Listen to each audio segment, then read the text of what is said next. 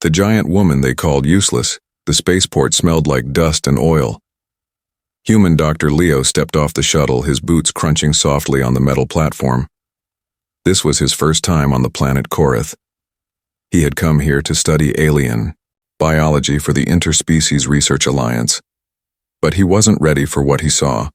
Towering figures moved slowly across the station yard. They were Voran, a proud alien race with tall bodies, sharp features, and thick silver skin. Most of them stood over 8 feet tall, but among them was one who stood even higher. She was alone, not working, not walking, just sitting in the shadows. Her body was larger, her shoulders broader, her face calm but distant. Other Vorans avoided her. When they passed, they lowered their voices. Some looked at her with pity, others with disgust. "That's her," someone whispered. "The giant one. The useless one." Leo frowned. Useless?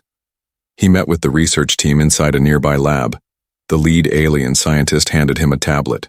"You may assist with low-tier scans, but avoid specimen 44. "Why?" Leo asked. "She is non-functional." "What does that mean?" The alien's voice turned cold. "She was born too large. Her internal organs are incompatible.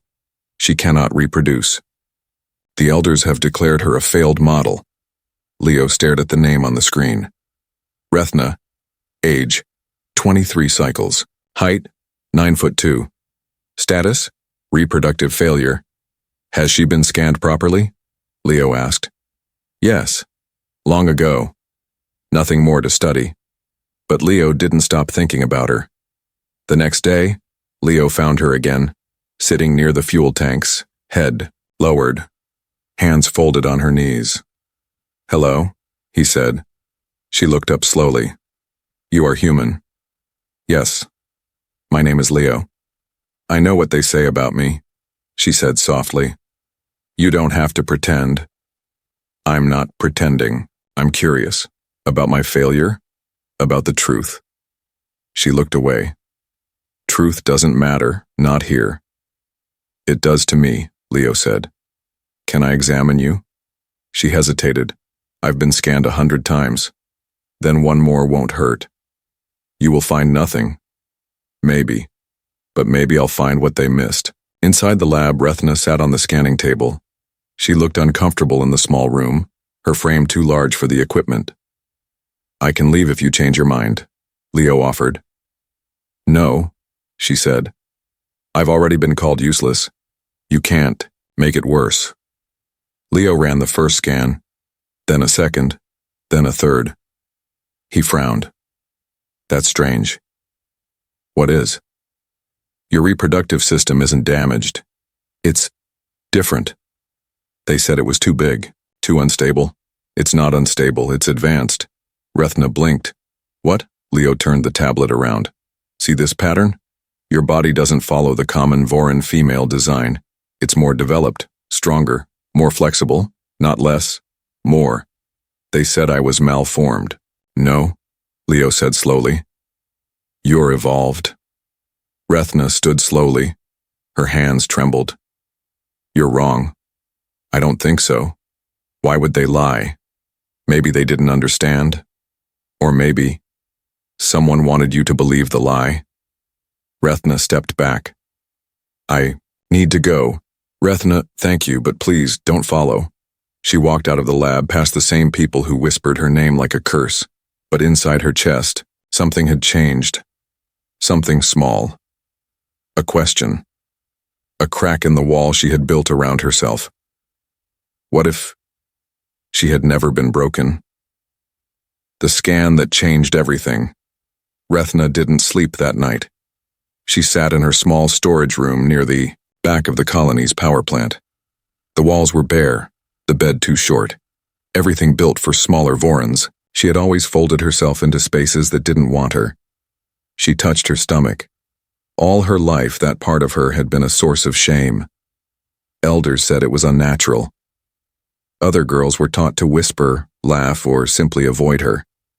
And now a human, a stranger, said it wasn't broken. He said it was stronger. That one word kept repeating in her head. Evolved. Leo didn't see her the next morning. He waited near the lab door. He checked the main courtyard, asked 2 local researchers if they had seen her. "She's probably hiding again," one of them said. "She does that when she's embarrassed." Leo ignored him.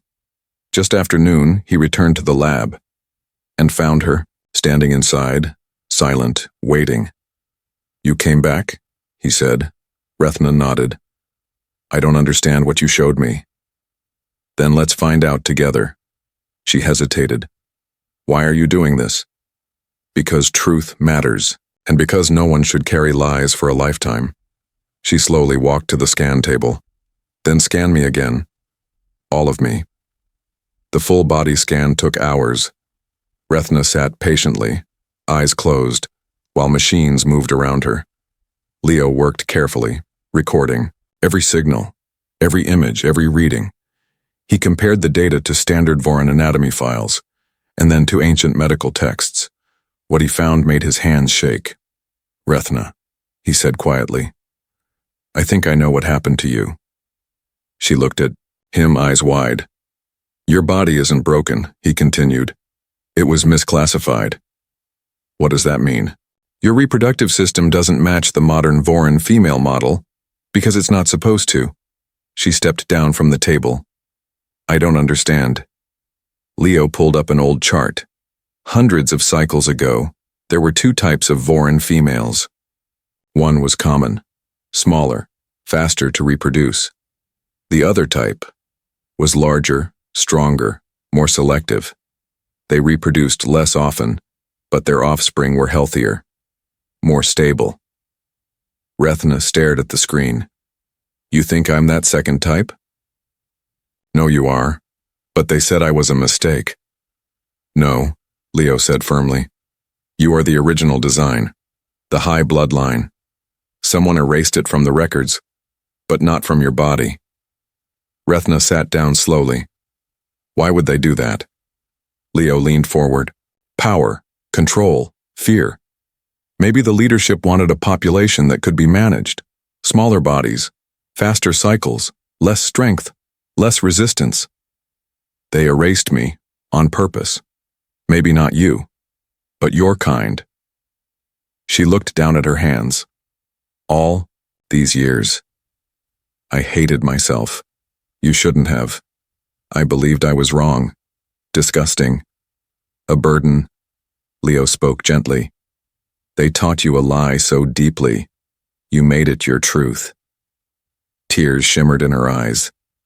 "I don't know who I am anymore." "You're Rethna," he said, "and you're not broken. You're the proof of something they wanted to forget." Later that evening, Leo sent the data to a private archive on a secure frequency. He added a note. Subject 44 confirmed to match pre-exile. Voran high fertility female model. Evidence supports genetic suppression and social removal of ancient type. He stared at the screen for a long time, then added one final line. "The myth is false, and she's going to prove it." Rethna walked outside that night. The stars above the colony burned bright. For the first time, she didn't shrink into shadows. She stood tall in the open. People glanced at her. Some looked away, but she didn't lower her head. Because now she was not just a body, she was a truth. Walking, breathing, undeniable. The truth buried by her own people. The next morning, Rethna met Leo near the central archive hall. It was carved deep into the stone cliffs outside the colony. Most Vorans never went there. Only scholars and priests were allowed inside. The old texts were considered sacred, untouched, unchallenged, and unread by the common people. "Are you sure about this?" Leo asked. Rethna looked up at the heavy doors. "They erased my kind from the future. Maybe they left something behind in the past." The guardian at the entrance stared at them both. "This hall is for knowledge keepers. Only," he said. "She has a right to enter," Leo replied. "The answers we seek concern her bloodline. Prove it." Rethna stepped forward. She pulled back her cloak and showed her shoulder, where faint marks of her high-line birth had once been burned away. Under the right light, the symbols still glowed. The Guardian's eyes widened. That mark hasn't been seen in over 200 cycles. Maybe that's the problem, she said softly. The doors opened. Inside, the air was dry and heavy with age. Rows of stone tablets and glowing archives lined the walls. Dust floated like memory in the air. Leo activated a small scanner and began searching keywords. Fertility lines, giant females, high birth genetics, cycle shift. After a long silence, one word finally blinked on the screen. The silencing. What is that? Leo asked. Rethna stepped closer. I've heard that phrase once, as a child, before my teacher was punished. They opened the file and found the beginning of the lie. The text was old and fragmented. It described a time when Voran society was led by a group of large, high-born females, strong, intelligent, and chosen through rare genetic markers. But as the population grew, leaders feared the high-born class would become too powerful, too independent, so a decision was made. Records were rewritten. Teachings were changed. The high-born females were declared unfit. They were pushed into labor camps or made servants and over generations forgotten, replaced by the faster-growing, smaller type. They didn't just lie, Leo whispered. They rewrote evolution. Rethna stared at the final line on the tablet. Those, with the old blood shall be marked, cast aside and erased, and for the good of the new world. Her hands shook. I was never meant to be seen, she said. They wanted me to disappear. But you didn't, Leo said. You're still here. Why didn't anyone else speak? Maybe they were too scared. Or maybe they didn't survive long enough to try. Rethna touched the tablet gently. Then I will speak. Louder than all of them. Outside the archive, the wind picked up. Word had already begun to spread. Someone saw Rethna walk into the hall. A few whispered that she carried old blood. A myth, a mistake, a threat. Inside, Rethna and Leo copied the records. Leo backed up the data 3 times. Once we show this, he said, they won't be able to hide it again. They'll try, Rethna replied. Will you let them? She stood tall. No. Then what's next? She turned to the north, where the council fortress stood. I speak to the ones who silenced me. When she faced the council hall was carved from black stone and surrounded by fire pillars that never went out. Inside, 12 high seats formed a circle, and in the center stood the voice platform, the place where only honored guests or criminals were allowed to speak. Rethna had never stepped inside this building until now. She walked through the front gates with her shoulders straight and her cloak trailing behind her. Behind her, Leo followed, carrying the scan results and ancient records. Guards stepped in their way, but Rethna raised her hand.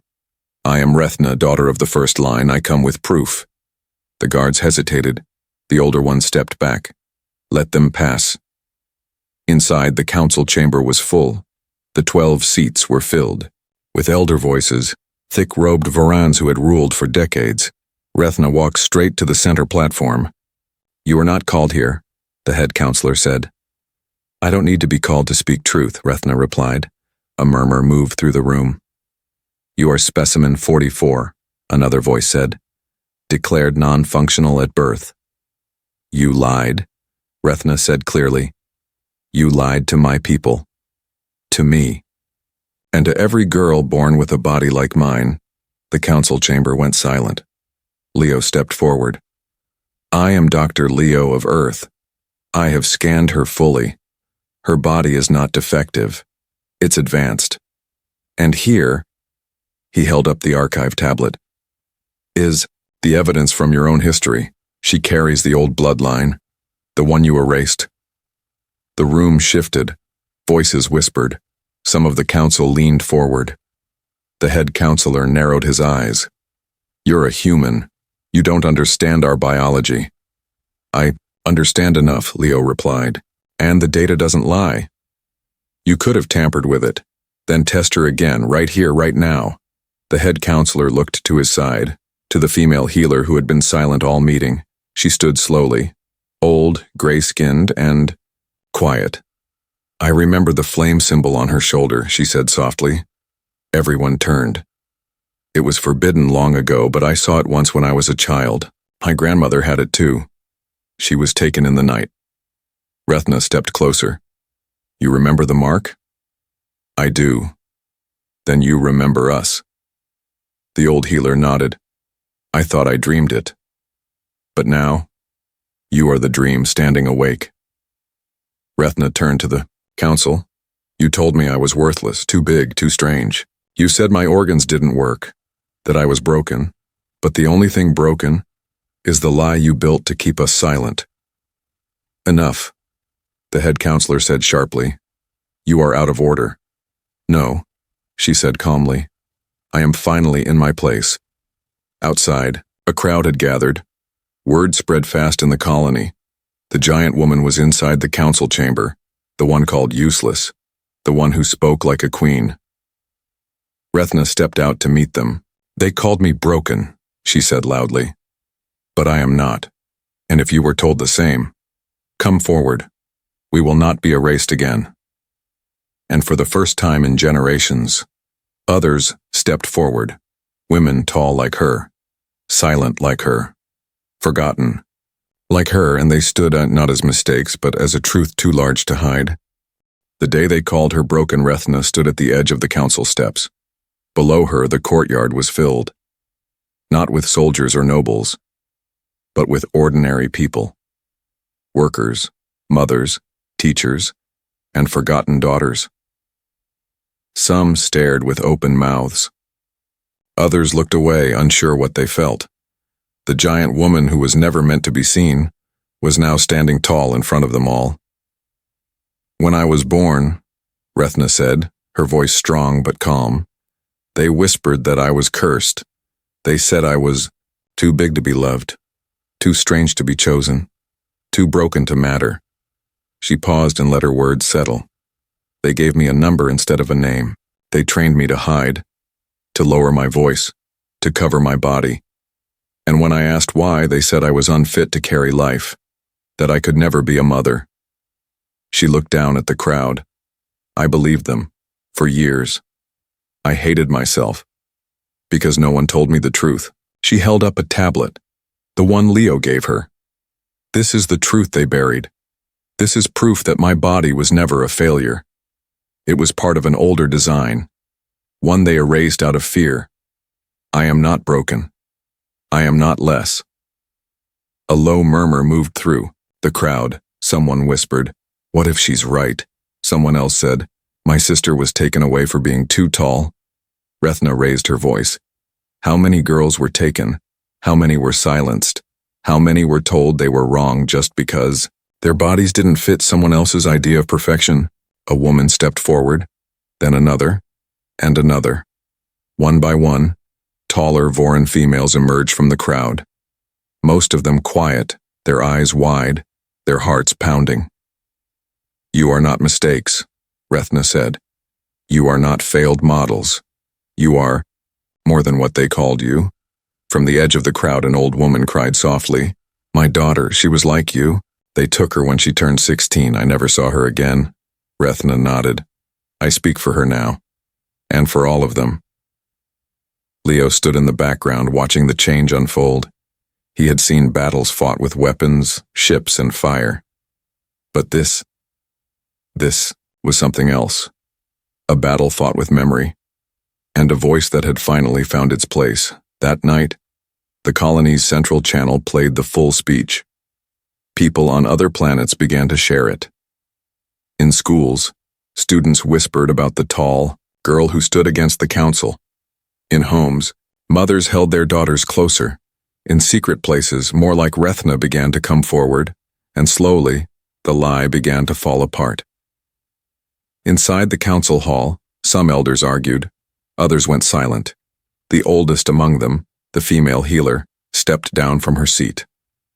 "I remember when we were proud to be strong," she said. "I will no longer sit in a circle built on silence." Rethna returned to her small room that night. Leo waited by the door. "How do you feel?" he asked. "Tired," she said. "But lighter. You did something big today?" "I only told the truth. And that's the most powerful thing anyone can do." She smiled. "They called me broken.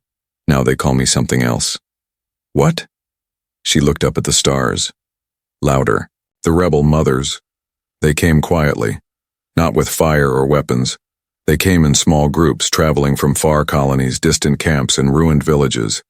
Some were old, some were just girls, some were too afraid to speak. But all of them were tall, strong, and had once been called something cruel, useless." Rethna opened the old shelter on the edge of the colony. It had once been a storage bunker. Now it was a place for healing. Inside, she placed blankets, simple food, and soft lights.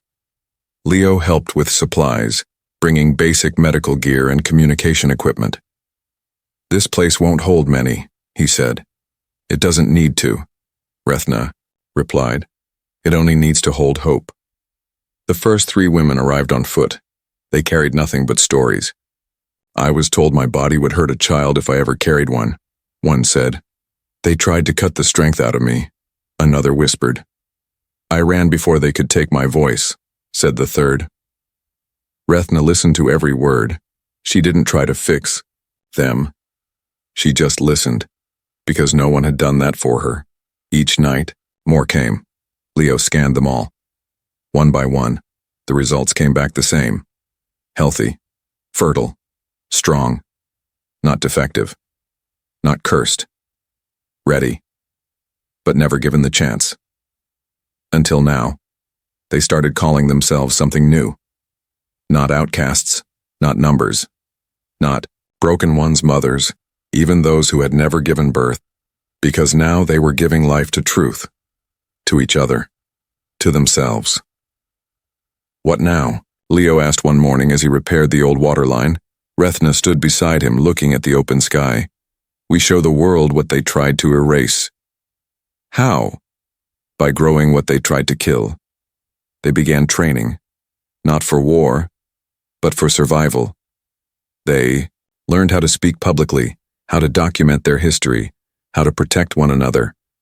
Rethna taught them how to walk tall again. Leo taught them how to use the scanners, and every time a test proved they were healthy, they cried, because the lie was dying, and truth was growing. One night, a young girl named Saya sat beside Rethna. "I used to dream I was small," she said, "because being small meant being safe." Rethna took her hand gently. "And now, I want to grow taller, like you."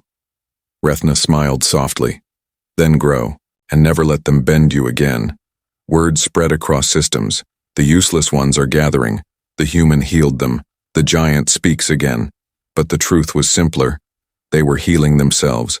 They were standing again, together, inside the old shelter. Rethna marked a new wall. No names, just symbols. One for each woman who stood beside her, a growing line of fire and strength, a language of survival, a story too big to silence again. Only a human stood with her. The colony had changed. Not in one day, not with fire, but with voices. Truth had taken root, and now it bloomed. Rethna stood in the center of the open square where the council once ruled. The seats were still there, but empty. No more orders came from them, only echoes of a system that had been broken too long. Before her stood a crowd of thousands, not just Vorans, humans, traitors, young and old, mothers, daughters, and those who had once hidden behind walls of shame. Now, they stood in the light. Rethna wore a cloak made by the rebel mothers. Silver like her skin and marked with every symbol carved into the shelter wall. She raised her voice, not in anger, but in calm. "They told me I could not carry life," she said, "but I carry memory, I carry truth, and I carry every voice that was told it was too loud, too strange, too big." The crowd listened, but someone listened to me when no one else did. She turned to the side, and Leo stepped forward. Quiet, steady, human. "This man did not save me," she said. "He reminded me that I was never broken." Leo smiled. "I didn't fix anything," he said. "I just believed her." Rethna looked at the crowd again. "And now I ask you to believe, not in me, but in yourselves." The mothers stepped forward, one by one, tall, scarred, beautiful. They stood shoulder to shoulder behind Rethna, not soldiers, not servants, leaders. In the sky, a new banner was raised. No symbol of a council, no crown, just a single flame, surrounded by 12 stars, a mark for truth, for the forgotten, for the reborn. "Where will you go now?" Leo asked her later that night, as the fires burned in celebration. "Not far," Rethna said.